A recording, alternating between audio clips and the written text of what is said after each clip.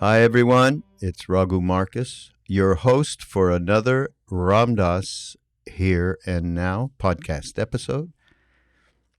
1980, this is from. And this is different because it's actually an interview that a scientist named Amit Goswami did. Amit Goswami. That he did in 1980. I don't know if it must have been a radio show or something. And they talked about, so this is for all you guys and gals out there who are into this stuff that like His Holiness has been doing a lot of work on, and many other, Richie Davidson, Danny Goleman, around the intersection of science and spirituality. And Ram Dass, actually, his last thing that he used to express to me of something he hadn't done was to put together a seminar or a retreat featuring people on both sides of those equations. So this represents there's a lot of complex stuff going on here between. Amrit is a physicist, I believe, and Ram Dass, of course, expressing the spiritual side. So it's got some complexity to it, but it's, and I'm not one with a big scientific brain that just doesn't go there for me, but I learned some new things and picked up, after all these years of listening to Ram Dass, that were very edifying of this whole thing around science and spirituality. It's really great. So let's just to point out a couple of things. So the paradigms that they're talking about, creating a shift that would integrate theories, integrate the schism that we have around psychology and physics, East and West, behaviorism and humanism. And when we see what it says, when we see the paradox within any system, it forces us up a level in consciousness, Ram Dass says, into and it gets us into a meta system that's much more embracing.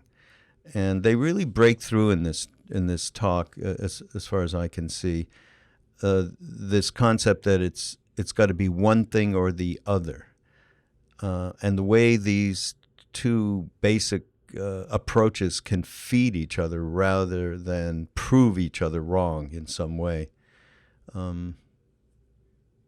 So say when seeking truth, we have to look for a metasystem that incorporates both systems. So then, and this is interesting because they talk about, Ram Dass talks about how he was talking to a scientist named Feynman a long time ago. And he was telling of the miracles of Neem Karoli Baba. One of them was the ability to manifest that body in two places at once. And Feynman said, and lots of people listening to this, and, it's not possible. He said, it's not possible. And that's, that kind of thing totally undermines the system. So the issue is, if in science, if you go for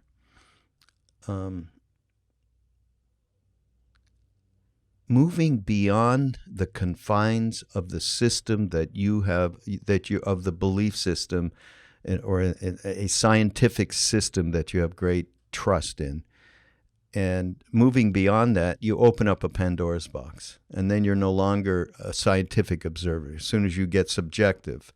And that is much of what they were talking about in terms of scientists.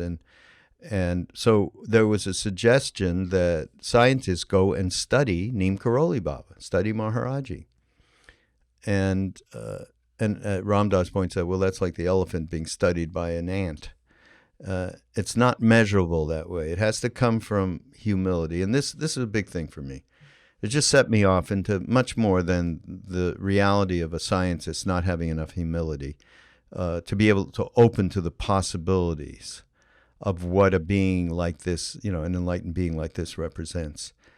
But that word plays into a lot of stuff for us, doesn't it? I mean, on a day-to-day basis, humility, we are so cocksure that we know what reality is.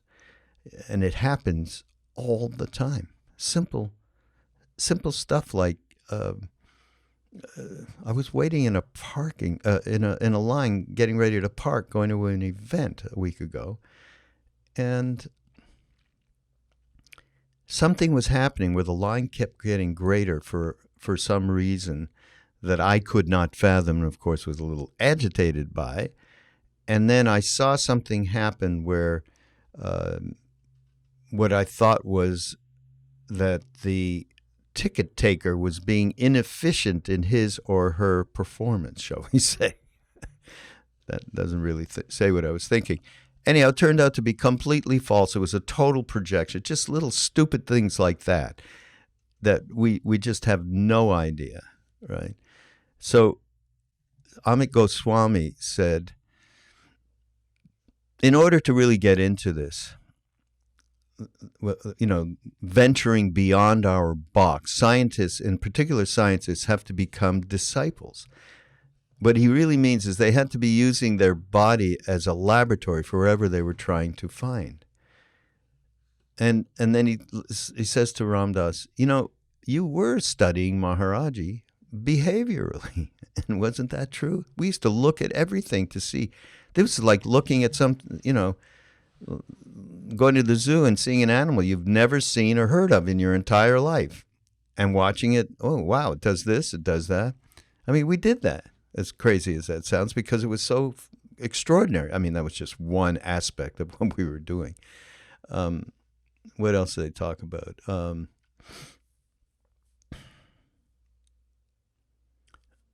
There's a great thing around Jung and his eulogy that he did of Richard Wilhelm, who translated the I Ching and brought it back. And Ram Dass was saying he brought that back in his knowing. And I mean, not in his knowing, in his being, in his bloodstream, not in his knowing. So again, this whole thing of our dependence, on our dualistic mind, it has so much power. We just get sucked into it, right?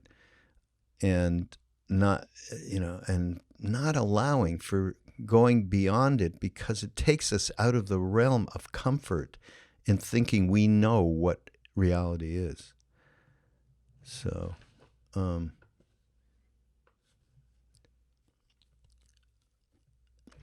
love this from Goswami. In the new paradigm, it must encompass both the causal element of nature with the acausal aspect. That they are complementary aspects of reality. I think this is probably the most important thing that I picked up on in the whole thing. So when you listen to that, tell me if I'm right, because he says perhaps the miracle is not as unusual as we presume them to be. Right? And causal meaning everything has a cause. It explains phenomena, cause and effect. Acausal, there's no explanation. How do they fit together? Perhaps, and if they do, perhaps it's not that weird to encounter a miracle. And there's this guy is really smart, this Goswami guy, as well as our Ram Dass. So it's wonderful conversation. It's a real conversation. It includes talking about meditation compared to psychedelics and what happens, in the whole,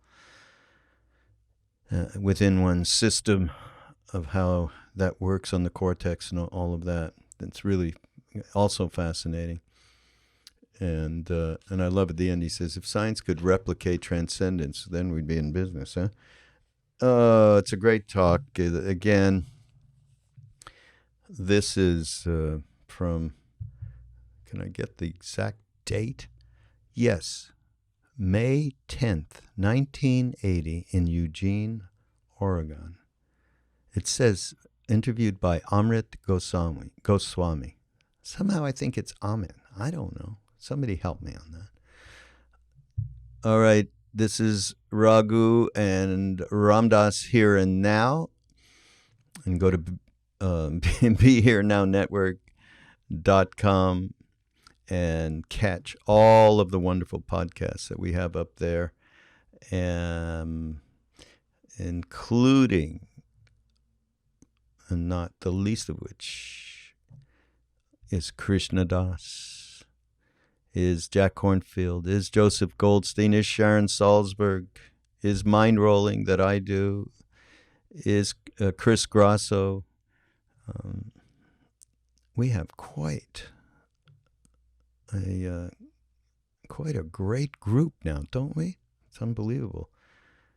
And by the way, it's, of course, the podcast network is growing leaps and bounds. I hate to be this commercial for that, but so it's taking a lot more people to put this stuff together. Anybody who out there feels like they can, be great to any help, any support, donation, or anything to Be Here Now Network is well appreciated. Now, I won't say anything more, and I'll see you next week on Ramdas Here and Now. I'm speaking with Ramdas, who was born an American and became a staunch psychologist of the regular style, behaviorist. But then he went to India and met his guru. He came back and now he calls himself a spiritual teacher. To make the cycle complete, I am Amit Goswami, who was born in India in a spiritual family, came over here and became a staunch physicist, complete supporter of the scientific paradigm that we have today. Isn't that an auspicious union? It's a nice cycle. Let's continue with that thought of paradigms. In academic circles, there's a lot of talk about paradigm shift. Paradigm meaning this over theory, super theory. The context. Right. And that will encompass a lot of the older theories and integrate them, integrate the schism that we see in society. How do you talk about schism very often and integration in your own way? How do you see the schism and integration that you see in the society and want to solve that to some extent in your own way? How do you see that and the academic paradigm shift that people in the academia are talking about? How do you see the relationship? The shifts, you're talking about integrating, in a way, East and West? Yes. You're talking about those two paradigms? East and West, psychology and physics, behaviorism and humanism. Yeah. Well, it seems to me that when we face paradox within any system, it forces us up a level of consciousness into a meta system that is more embracing. And it feels to me like that a lot of when we've come to the interfaces have forced somebody who is somebody who's determined to seek truth to look for some kind of meta system which incorporates both things, some broader paradigm. And it feels to me like, for example, holography is an example of a reaching for a paradigm that will incorporate disparate bits of information across systems. That would be one example. Yes. It feels to me like there are a lot of places where the broader paradigm hasn't appeared yet. I mean, in your field, which is presumptuous of me to talk about it, but in your field, at the edge where you get down into quanta of energy, and you can't decide whether they're form or not form, you're getting perilously close to an Eastern model about the nature of existence. And yet, to buy that model is a little premature for Western physics. Is that? Yes, actually, that is very close to truth. We have this quanta of energy. Sometimes we call them electrons, sometimes we call them photon, and so forth. And their behavior seems to indicate a rather mystical contact between them. Like there's a theorem now in physics which is called Bell's theorem, because physicist John Bell discovered it.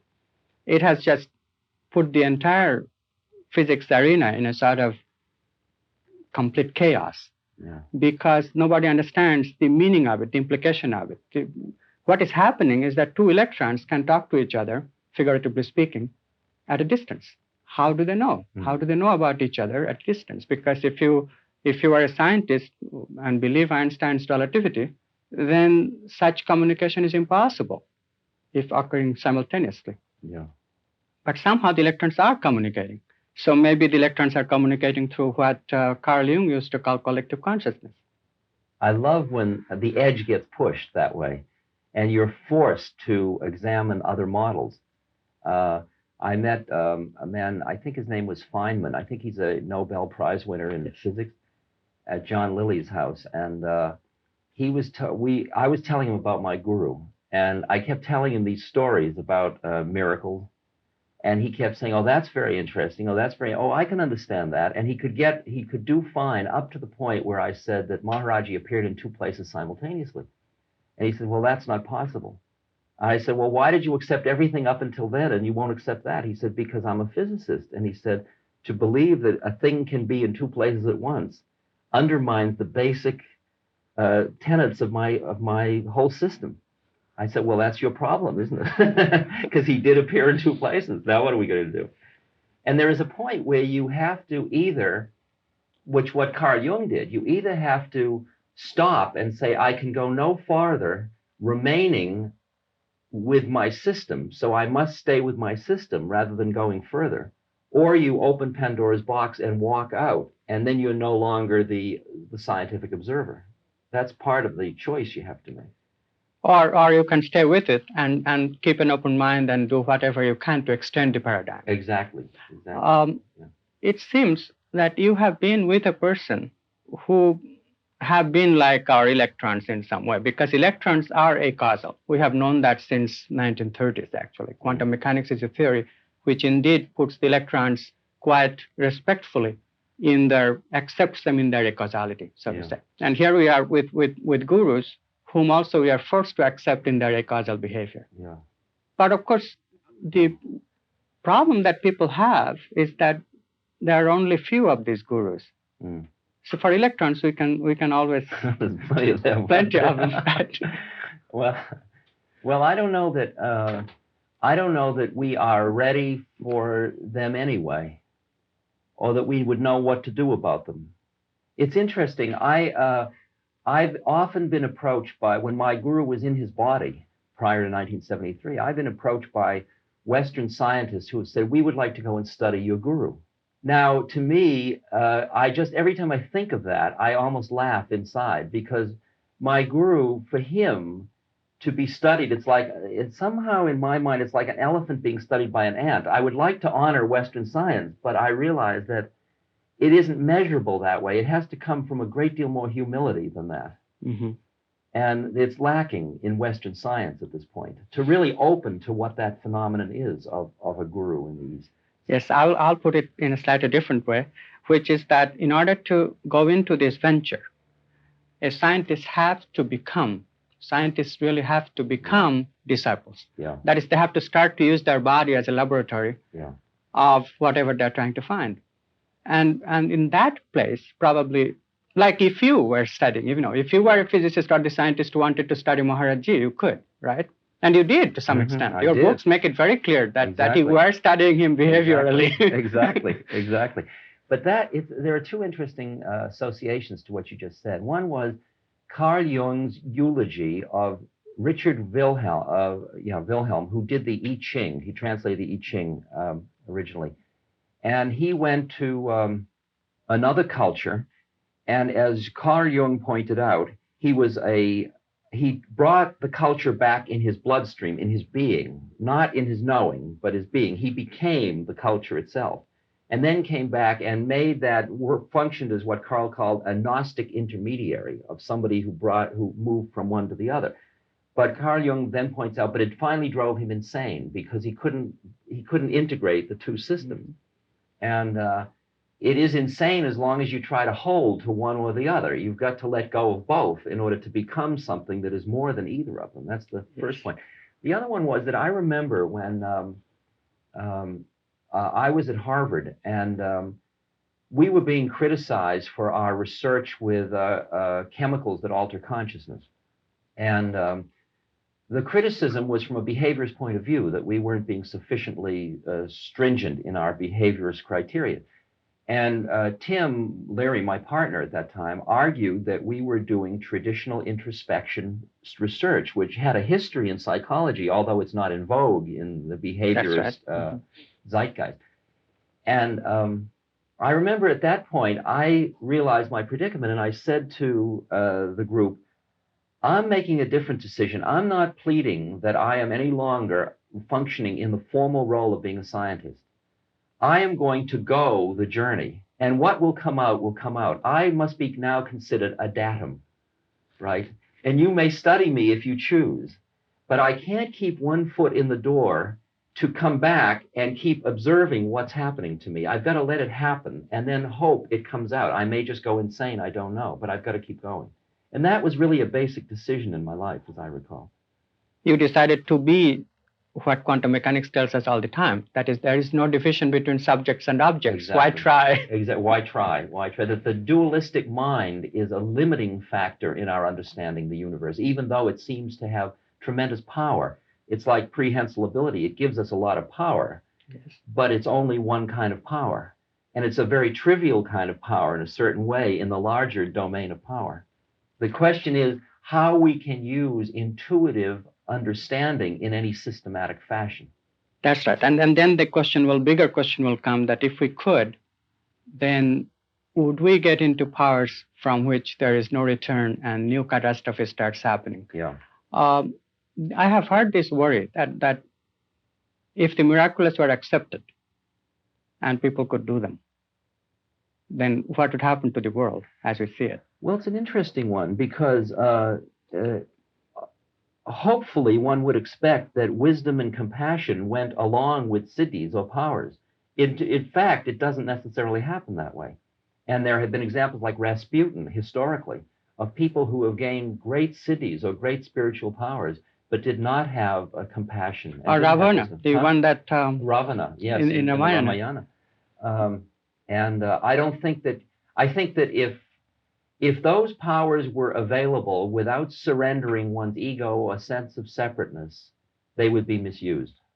And I think the game is beautifully designed that they really aren't available to most people. And perhaps that's where the acausality comes in. I mean, you cannot really make to order a miracle. A miracle just happens.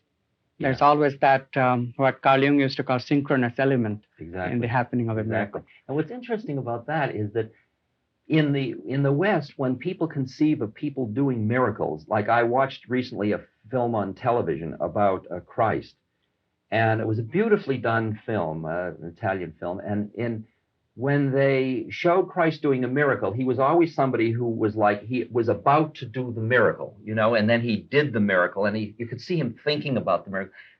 Around Maharaji, I could see that isn't the way it is at all. Miracles just happened around him. He didn't do anything. The whole idea of somebody who does a miracle is exactly our Western projection into it, which is fun to think about. Yes.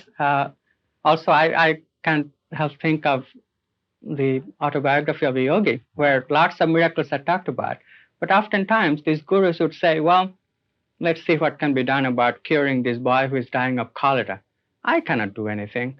Tell his doctor to give him this medicine. Yeah. The doctor gives the medicine, and yeah, of course, the idea is that, well, exactly. The doctor's medicine cured him. I understand. So somehow the causality and the predicament that you have to preserve causality is very much into the mind of these enlightened gurus. They know. Well, I get a sense that as well as I could try to project in and grasp, that Maharaji was so much in harmony with the laws of the universe, the way form manifested, that there were certain ways in which his powers wouldn't manifest, and certain ways they would. They would only manifest within Dharma, within the laws of that were harmonious. You know, the difference is that he knew the laws, and he was the law. He was the He law. was the law. See, Okay. it's again the knowing Yes. is gone too. It's not like he Yes. said, "Well, I won't cure that person," because you'd say, "Well, why does he cure that person and not that person?" No. And then sometimes he'd give a reason, but the reason always seemed like the reason for the mind of the other person. The reason didn't seem like the reason why he did that. Like there's a story of a man coming, his wife is sick, and he gives him a stick and he says, "Put it under her pillow." And she gets better, and then they look and the stick is gone, and they come back and they say, "Maharaji, where's the stick?" And he says, "What do you want the stick for? You've got your wife." And then another man says, "Look, I have an old mother that's sick. Give me a stick." And he says, "She's old, let her die." Now, under those conditions, he seems to be giving a reason. Old people can die, young, things like that. But that didn't follow either. Mm-hmm. I was trying in this book I just did, Miracle of Love, which is just a lot of stories about Maharaji, to convey that you couldn't build any one system. If you said, well, he rationally did this, therefore, and extrapolated out, he would block you at the next moment. Right? Yeah, and that would be causal behavior, and then of Exactly. course the miracle could not be explained at all. Exactly. In fact, if one takes a position like this, and we are as scientists are very close to take a position, some of us, that the new paradigm must encompass both the causal element of nature with the acausal element, and put both of them in their proper place, and say that, well, these are complementary aspects of reality. Reality can manifest itself in causal, what we see and very used to, but also the acausal, which are not used to, but happens all the time. We're just not used to it. We don't perceive them.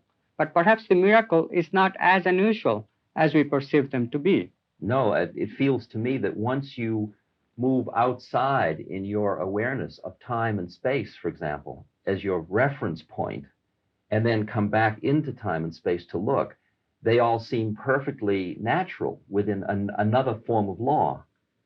They don't seem natural when you're trying to use a causal, linear, analytic form to understand them. Mm-hmm.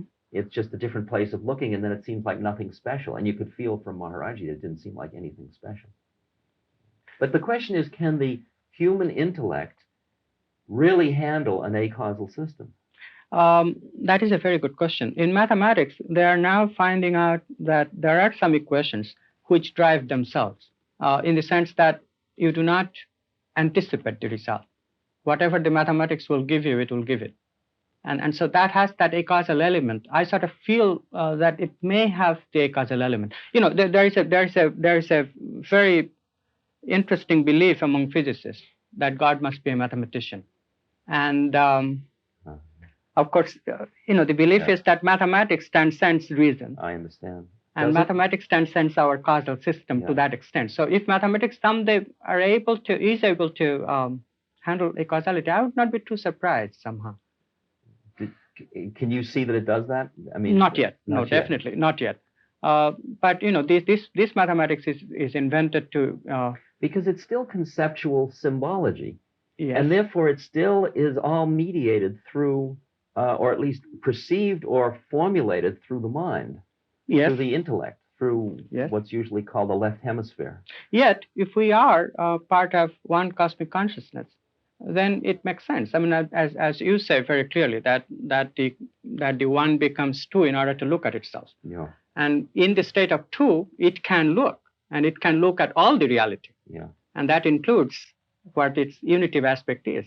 So from that point of view, I would not be too surprised if an unpredictive mathematics could handle this. And so long as it's unpredictive, I'm not surprised. Unpredictive. Unpredictive. Oh, that's a nice one. Okay. Yeah. Right. I mean, all you have, all Maharaji is telling us, and you have been telling us, is that we must admit the acausal.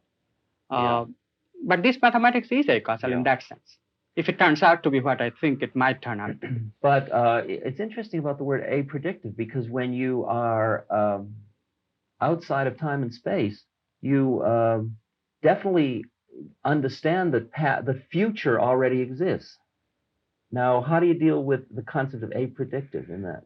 And also, I don't know. Also, the tremendous difficulty that all of us have in understanding nonlinear time, the entire past, present, future existing together. Yeah. that by itself is a tremendous mystery to me. Yeah.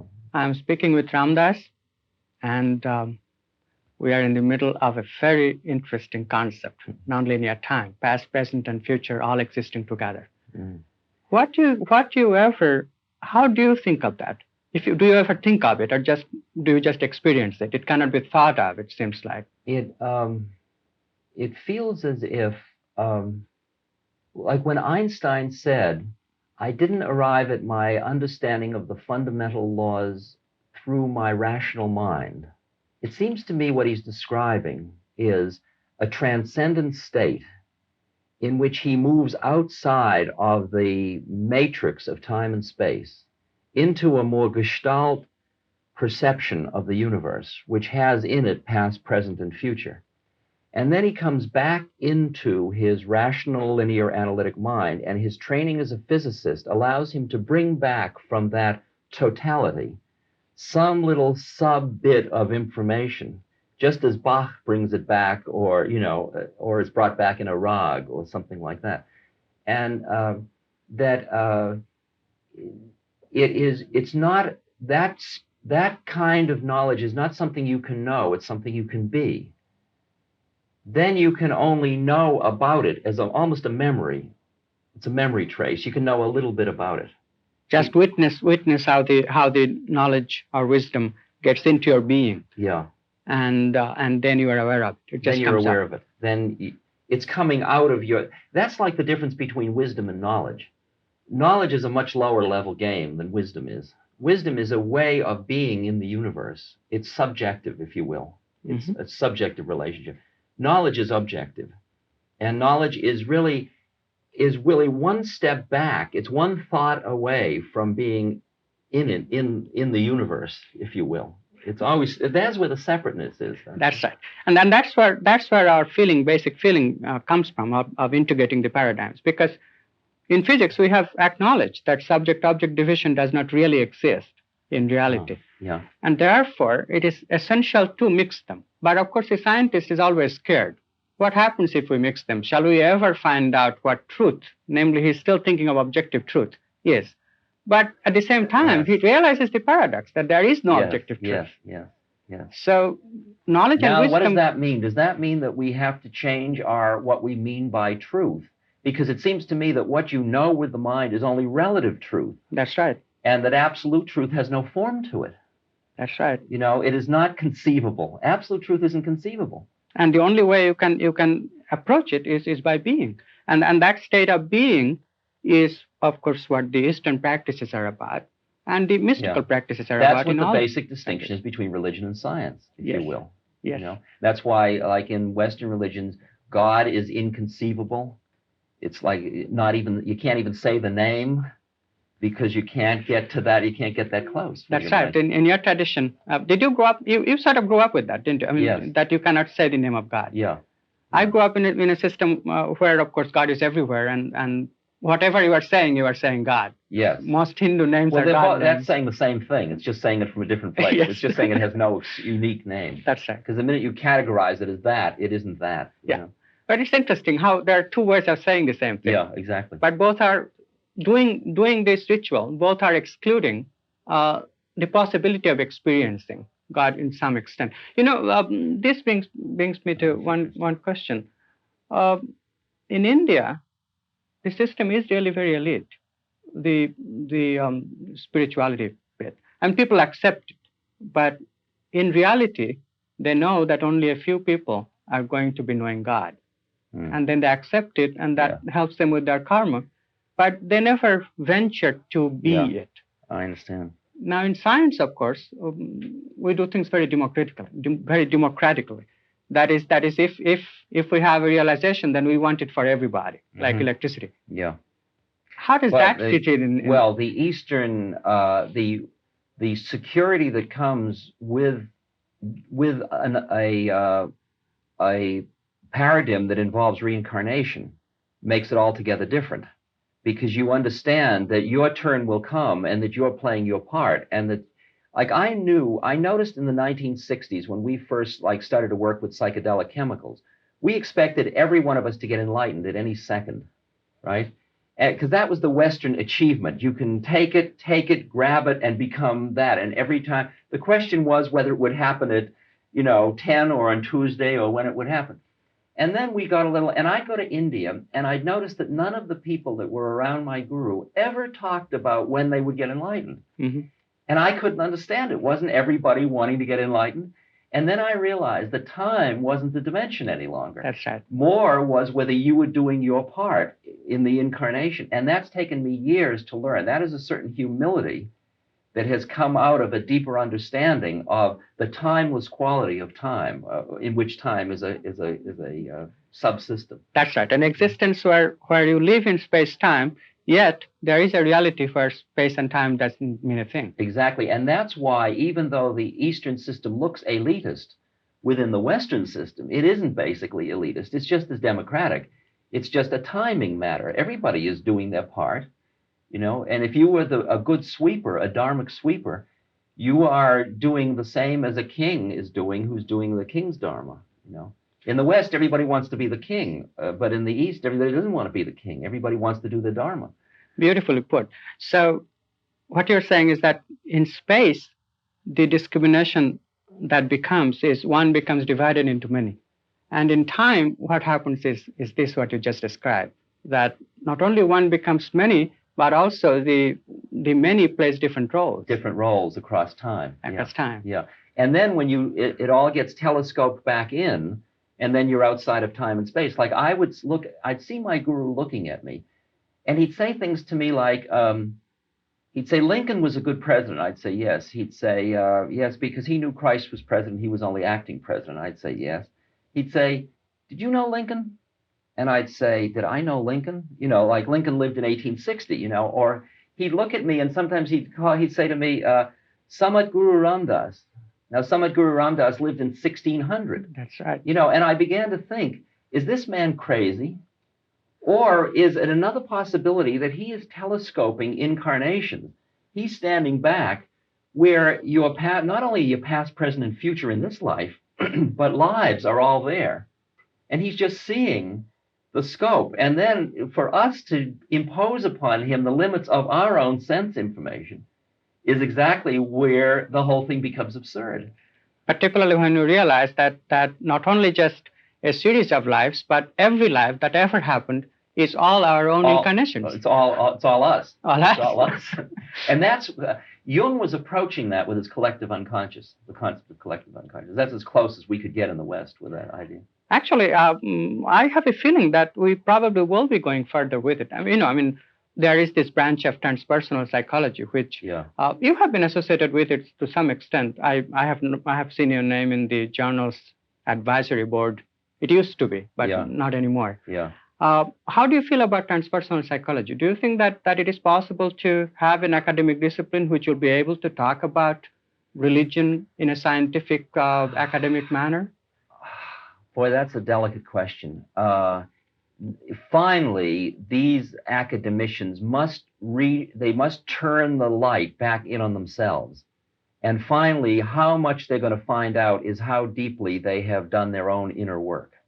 And the problem is that as long as you keep the traditional Western metaphor of science, it is still studying something out there. Even though we now are sophisticated enough to say that the experimenter enters into the experiment, we haven't gotten to the point where you start to manipulate the experimenter in order to change the perceptual viewpoint. And that's really what transpersonal psychology's got to struggle with. And most of the people that are in transpersonal psychology do not work very hard on themselves. They use the language of the East and of the mystic tradition, and they are trying to deal with these issues, but they are primarily defining themselves as social scientists, not as students of God or as inner working people. It's a delicate one because there are some that are doing that, but generally that's what's required. Yes, I completely agree with you. It really has to be that scientists got to start meditating. Exactly. And whatever comes out. Yes. That's the bottom line of the whole game, yes. Now, in meditation, the problem that scientists should, again, Western in the sense of being a Western scientist, it's really from the outset doesn't seem to be a very difficult proposition, not even a very time taking too much time type proposition. I mean, after all, I have seen physicists doing one experiment for 10 years. Yeah. And he can do that. And why shouldn't he be able to meditate for 10 years and see what happens? But yet, there's tremendous reluctance. Well, because meditation has always been seen by the West as that kind of mushy, mystical domain. And it's interesting because if you take, for example, the Theravadan Buddhist tradition and the Tripitaka and the basic texts of the Theravadan tradition and the Vedantic traditions and Vedic prescriptions, you see an exquisitely articulated psychology of the human mind that we in the West don't have anything compared to it in terms of the subtlety. I mean, the Visuddhimagga of Southern Buddhism is one of the most exquisite maps of the human thinking process that I've ever seen, and we don't have anything remotely as sophisticated as that. That's right. This just has not been studied. And once one approaches meditation in that kind of systematic way of understanding that through meditation you can change the point from which you are perceiving time and space to the point where you can stand behind your own thought forms and watch the thoughts appear, exist, and disappear, which is extraordinary. Like that Buddha describes the last 34 mind moments before he goes into nirvana, all right? Those mind moments are happening at the rate of about 1 trillion per blink of an eye, is the rough estimate. And yet he's describing 34 of them discretely, one by one. Now, how could he do that if he didn't get outside of time so that the minutiae, the microsystem, he could spread it out and look at each one discretely? We can't conceive of that because of our identification with our thinking process. Yes, and also the identification occurs in sometimes very articulate manner. We are talking about this going out of time, and ultimately it boils down to going out of the body, going out in a way which is called transcendence. Yeah. And if you look at the human mind from the artificial intelligence point of view, which a lot of very intelligent people are doing, the computer model of human being. In the computer model, of course, it's all a delusion that you go out or you transcend. Of course. There is an example which has been given in one of the books, which is of the Escher picture, where a dragon is trying to go out of a page, and it makes a hole, and it goes out and comes back into a hole. Yet anybody who looks at the dragon's picture knows that the dragon is not getting anywhere. It's a delusion. It's beautiful. So they say, well, that's what happens to people who talk about transcendence. You're not really going anywhere, but you're just deluding. Sure, that's exactly, for example, Freud. I used to teach Freud, and Freud said all religion and spiritual concerns are merely sublimated sexuality. They're merely displaced sexuality. And you can see, like within the chakra system, that every chakra has its own reality, and that you try to explain some phenomenon that's associated with another chakra, you reduce it to within that chakra system or that subsystem to explain. So you are stuck with the phenomena that you start with, because your method of studying you only see yourself out there. You only see yourself. So you got to change yourself to see something else. And that's what the Western scientist isn't quite ready to buy yet. Because we are attached to our senses and our thinking mind, and those are the attachments that ultimately stop the process. Mm-hmm. We are attached to those as our vehicles for knowing, and we have to let go of those vehicles, and we yet haven't got the respect for what is other than that, which we might call awareness or Atman or whatever you want to call it. What my hope is that if we could make some scientific, quote unquote, advancement in the process by which transcendence takes place. I say process because what happens in transcendence is something that you can only be, but the process can be studied. For example, there is some neurochemical, neuropharmacological studies, which has now been able to differentiate between the meditative processes versus the processes that happen in drug experience. For example, under LSD, what happens is that the brain becomes hyper-aroused because of some neurochemicals that you would... synapse, Mm-hmm. That's right. Yeah. And in meditation, on the other hand, the brain is hypo-aroused because of, again, a neurochemical... Well, all the shifts in like alpha rhythms, the increase in alpha and things like that with meditation, all the EEG, All of it raises some interesting issues about whether these are which is always the issue about measurement, whether these are correlates of the phenomenon or these are the phenomenon, because I really am not very impressed with the fact that the brain has much to do with the higher meditative state. I have no doubt that these are correlates. But let me raise an interesting question, because you are one of the people who have experience with meditation as well as the drug. Now, the brain goes through two very different processes. That is, when you meditate, you slow down the mind to some extent. Whereas when you are into drug experience, then the mind is actually acting very fast. So perhaps this is an approach of the consciousness or ultimate consciousness that we talk about in two different ways. Yeah. And there is actually one suggestion. A man named Roland Fisher, I think, has actually suggested that a rupture can take place from samadhi into this state of tremendous hyperarousal. And another man has come very close to it, and I'll just add to it and say it, that is the process of raising the kundalini.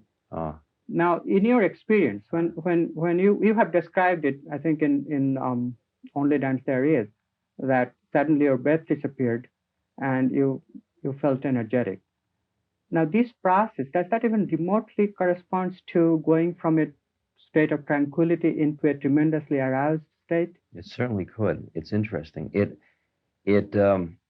Most of the are you measuring the arousal in biochemical terms or in electrical potential terms in the brain, or what? In both terms. See, because the subjective psychological experience with psychotropic, with chemicals that alter consciousness, like LSD, is a speeding up of thought process in the initial stages until it gets to a point where it breaks. There's a discontinuous moment. And then you enter into a space in which it's a cosmic awareness, in which there's no thought anymore. In the early stages, which might be what's measured most of the time, there is an agitation until you break out of, it's a breaking out of something. And you have felt that break. I mean, yes. That break was what I was felt that about. continuity every time that has happened. It gets very subtle, but I can still experience it. How about coming from samadhi into kundalini? Was that the same kind of break?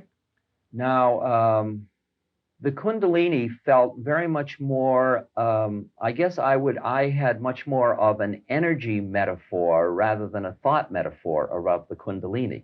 Use your own metaphor, please. Huh? Use your own metaphor. Because what I experienced was the cessation of breath and the quieting of the mind and the quieting of the mind and the quieting of the mind. And then this incredible force starts at the base of the spine, which is just a force that isn't a human force. It's just a vast force.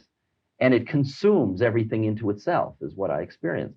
Now, the thoughts that go along with that, see, the exquisite part about that whole particular yoga of hatha yoga, of pranayam, is that for that process to continue, you have to keep your mind fixed at a certain point. The minute you start to think about what's happening, you immediately stops. So that my awareness at that time was very little connected with anything that was going on other than just keeping my awareness at the bottom of my spine. It's only in memory that I remember this vast emotion, you know. I'd love to deal with this issue. I don't feel we're dealing with it, exactly enough yet.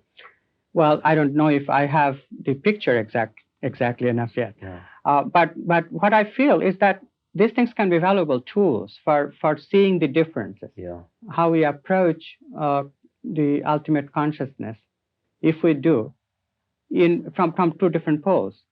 From samadhi, which has been a very different practice, and drug experiences, which really are very different. You could just say that both of them just break one out of one set about reality. Yes, actually, in physics, we call it phase transition. Yeah. But that's just a different name. It is a breaking out. It's a breaking of set. Yeah. And it's a discontinuous. Yeah, exactly. Breaking. And you can come at it either way, either through too much or too little.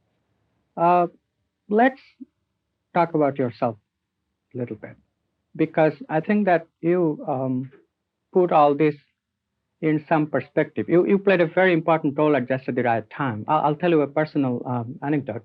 I was teaching a class on time and Einstein's relativity. And then I was going over these concepts of how you define the here-now point, and I was doing something which is rather mathematical and interesting geometrically, a thing called light cone. And I was putting in the center of it, I was putting the here-now point. I was saying that, well, that's where it all is. And then here's the past and here's the future. And then I went away from that a little bit and talked about nonlinear concepts of time too. At the end of the class, a student came to me and said, what is this here now point? So I tried to answer this way. I quoted T.S. Eliot, still point, but finally I didn't get anywhere. Then finally I said, look, there is a guy named Ram Dass who has written a book, Be Here Now. Read that. Maybe you'll get somewhere with it. That's lovely. So you started that in America. Do you see that? Do you feel that was your role? That to just do that at that time of the events? You know, it's hard to know. It's hard to, because the history so much means his story. It's sort of the story that somebody projects backwards, and you can write it a dozen different ways. It felt to me like Maharaji that was Maharaji's grace that was doing that, because that book, Be Here Now, which really millions of people have been touched by in that kind of realm of consciousness about shifting their perspective about time, that came out of, as far as I can understand it, really one blessing out of his, one thought form out of him. When in India he said, one of Haridas came to me one day and he said, Maharaj, he wrote on a slate, Maharaj just sent his blessings for your book. And I said, what book? He said, whatever book you're writing. I said, I'm not writing any book. And that book turned out to Be Here Now. And it feels to me like it was interesting. It almost served as a Bible in the 60s for a certain kind of spiritual group, a subgroup. I feel very little personal identity with it. I feel very much like I was just a middleman for something to happen in that, very much less personal. I think it did play an interesting role. I think that and a lot of other books with it. I mean, it's presumptuous to think that any one book did anything. Plus television and transportation and our changes in mobility and our changes. It was so overdetermined.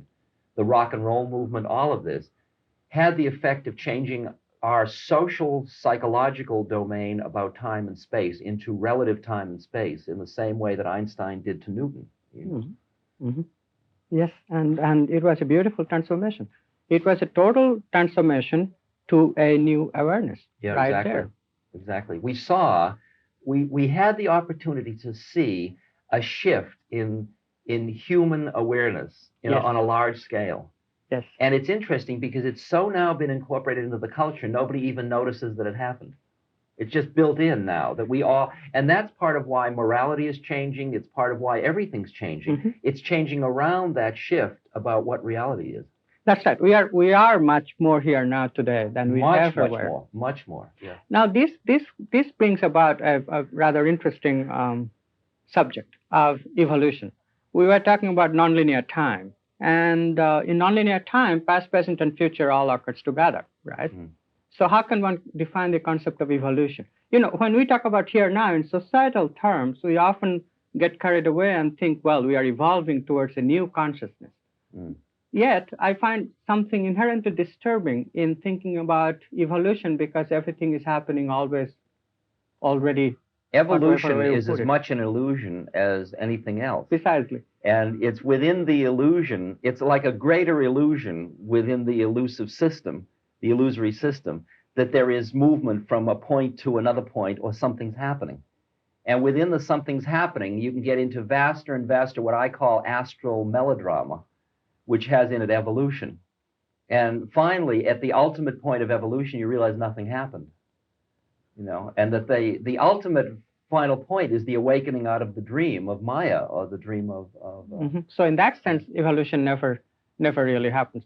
Actually, I'd be a little more specific, in fact. Very great thinkers like Sri Aurobindo or Desjardins, science fiction writer Arthur C. Clarke, they all somehow conceptualize this collective nirvana of everybody in the universe all together, melting into one pot of great ultimate consciousness. Yeah. Well, that already is somewhere. It's just that we are busy being our storyline, so we aren't fully in it. But that's who we all already are. We all already are the Buddha, or the Buddha mind, or the Christ consciousness. But that is not an end of something. I mean, there is no end and There's no end. beginning. There's no end, and even the concept of end and beginning is a hype. Right. This podcast is brought to you by the Love Serve Remember Foundation and ramdas.org. We appreciate you listening, and we appreciate all the support that you've given us. Please continue that support and donate at ramdas.org. We can then continue to share what Ram Dass has been sharing for all of these years. Thank you.